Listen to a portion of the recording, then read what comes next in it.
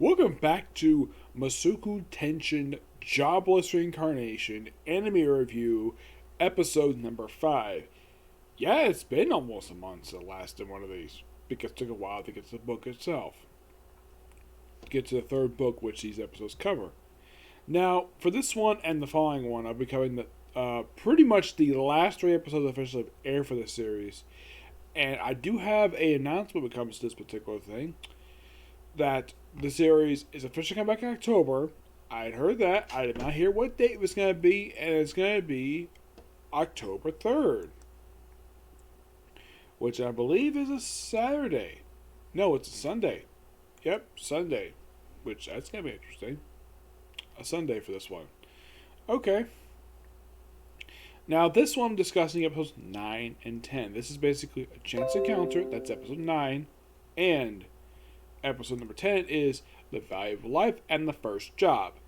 The first episode starts off with Rudy in his past form talking to a man covered in white. Who this guy is, he's referred to as a man god. And of course, Rudy doesn't like being here because they like seeing his past form. Of course, after chatting for a while, he gives him some advice, says, trust the man you're with. And well, he wakes up, and we get a chance to meet Rajat for the first time. Yep, Rajat. Yep. This episode 9 is his debut appearance. Now, let's see if I can find.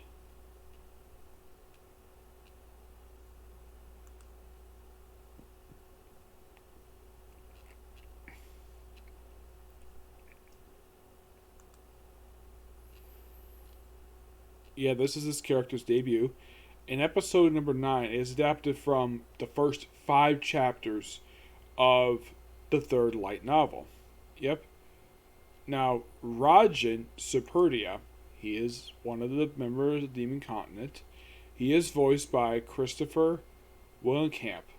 Yes, I seriously voices him. And we get used to a few new characters. The human god, he is voiced by, well, there's no,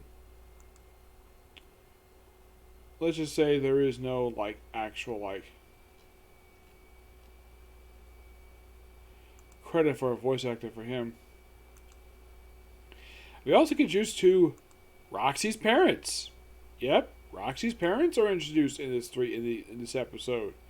Yep, it is Rowan Ricori, who's 102. Yes, 102. Yep, and she's introduced in this very episode. And of course, well, she's commented like, man, she's young. There's also Rugus Magardia. He is just the chief of the village. Now, of course, like usual, there is some dialogue cut here. You're probably thinking, what dialogue is cut? Well, when he wakes up, when he sees Roger, he knows he acts scared at first, and then he starts to trust him. Seems like he's a loner. He does politely introduce himself, which he's commented about that basically by Roxy's the chief of the village. And of course, Eris, of course, acts so obviously how everybody else reacts when they see a Sobria, just basically running scared. Yep. And of course, the amount of campfire. The reason why the campfire is there because he knows the human children are very frail. Well, except the code actually. Him is probably no problem, which is pretty smart of him to do. And then they decided to go to a nearby village, and just by sheer coincidence, it's Roxy's village. Which it is something. They just happen to come across Roxy's home village just by sheer coincidence. Heck, even Rudy has basically comments like, who knew by sheer coincidence the first place we go to here on the Demon Continent? Yeah, they're on the Demon Continent. Don't know how big this damn thing is.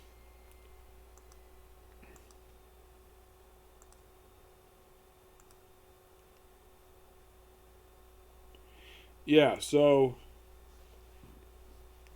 they get there and they also cut a little bit of dialogue here where we have, Eris who's tired And then later on, we see her on Rudius's lap. Of course, he basically is like blushing at the fact that he has Eris on his lap. Now, in the book itself, he was one who suggested that she do that. In the anime, it's cut out. Yeah, cutting out bits like that doesn't really affect much of the story itself. And to me personally, it doesn't bother me at all. That bit of dialogue was not included is important to the story. No, it isn't. Just a character moment. So pretty much, Raja explains his backstory, which this is actually intact from the book, where the superior tribe were a group of great warriors who worked for a particular like demon lord, and he was one of their early supporters. And then he dared turn on them because he gave him special spears that made him do bad things and do some terrible in this village. And the spear that Raja carries around is something his son gave him.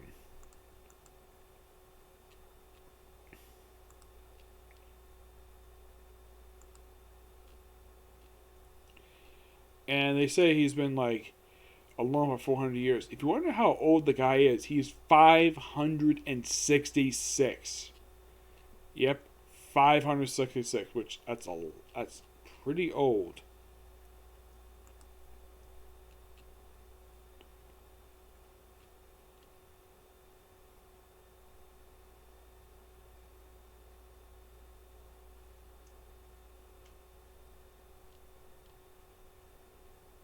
Yep. So they, after spending some time there, they decide to go to a nearby. They do some hunting, do some surviving. They get to the next town, and they get to the next town, but Raja can't go in because he's a Superdia.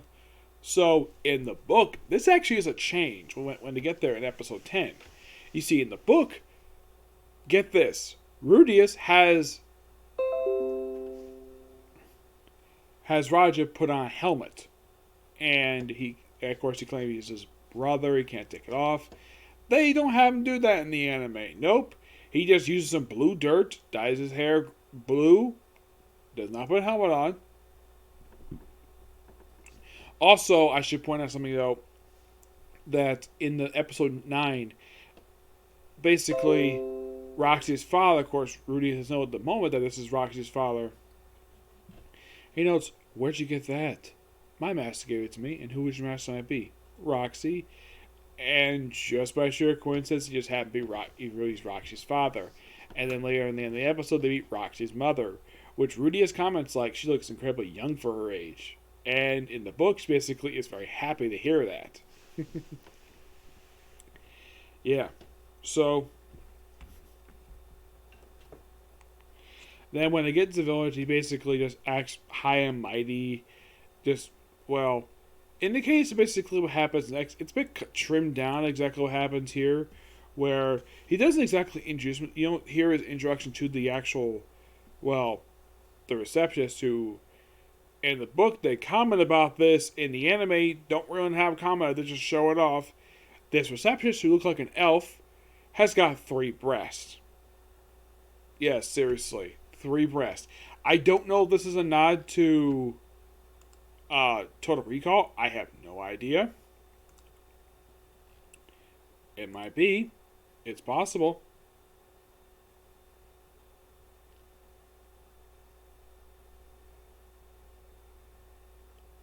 So they pretty much join up and they get an official name called Dead End. Of course, they mentioned the Dead End was actually Raja's nickname because of his bad reputation. They call him Dead End. So they call the group Dead End.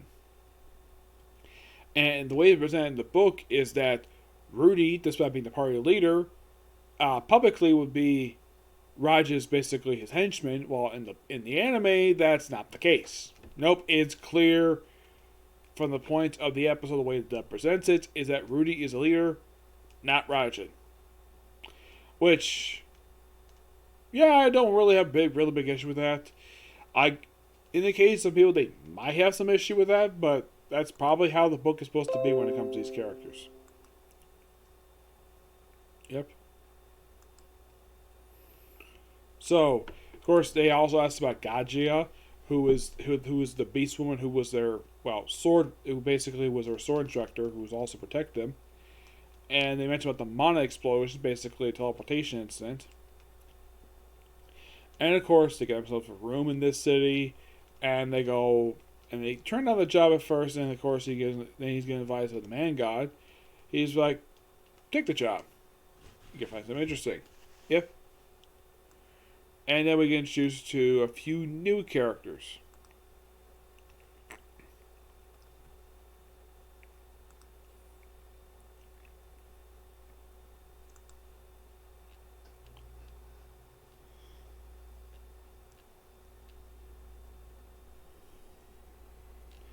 We have, well, a group known as the Pea Hunters, which they apparently were kidnapping animals just to get the lost pets job. And their leader is a guy by the name of Roman. He gets killed pretty easily by Rajan. His other two are Jakal. He joins the group. And of course, there's Vakil, who is a bug woman. No, seriously, she's a bug woman. Even though they say she's part of the Zimbabwe's, basically she's a bug woman, is what she is. Yep. So they confront him, and of course, after, well, Rudius tells Rajan, don't kill anymore after he kills off their leader. Because if he does, basically people see that the superior are just evil people. And they'll see it despite the fact he just killed a person, that they won't see that. They'll see that you just killed somebody. Which, that's indeed true. So these two, basically, in exchange for sparing their lives, they join their party. Despite the fact Eris himself, basically, is also a thing early on where this leader, this other party, rips up one of the buttons off her cloak that Rudius bought her. Yeah, this cloak that had these little, like, ears on top, which, yeah, and she gets so angry because this is the first thing Rudius ever bought her, which that's indeed true. And she needs to beat the crap out of the guy, basically, who dare rip her outfit. So, of course, Rudius heals the person. Of course, he's offered to join the party. They said no, because they're already a party anyways. And, of course, he tells Eris to fix it in the morning. He does. And after basically taking care of the pet job, and then we see the horseman, who basically they have him basically just basically sees potential in them and walks off. And well, that's kind of where the episode ends. With the members Jakal and Vakil would become part of Dead End briefly.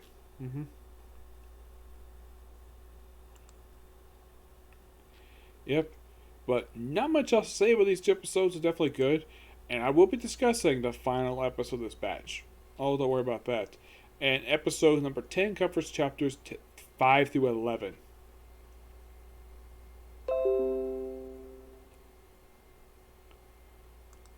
Yep. It's basically, yes, I'll be discussing the final episode pretty soon. Yep. So yeah, that's the episode review. Stay tuned for the next video, which will be the final. We'll be discussing the last episode. Next video, discussing the last episode that's aired for the series so far. And then, of course, I will be discussing, some One Piece, Bishop Ash's Dragon Maid, Drugstore in the World, and, of course, Shaman King. Okay, next video. Bye.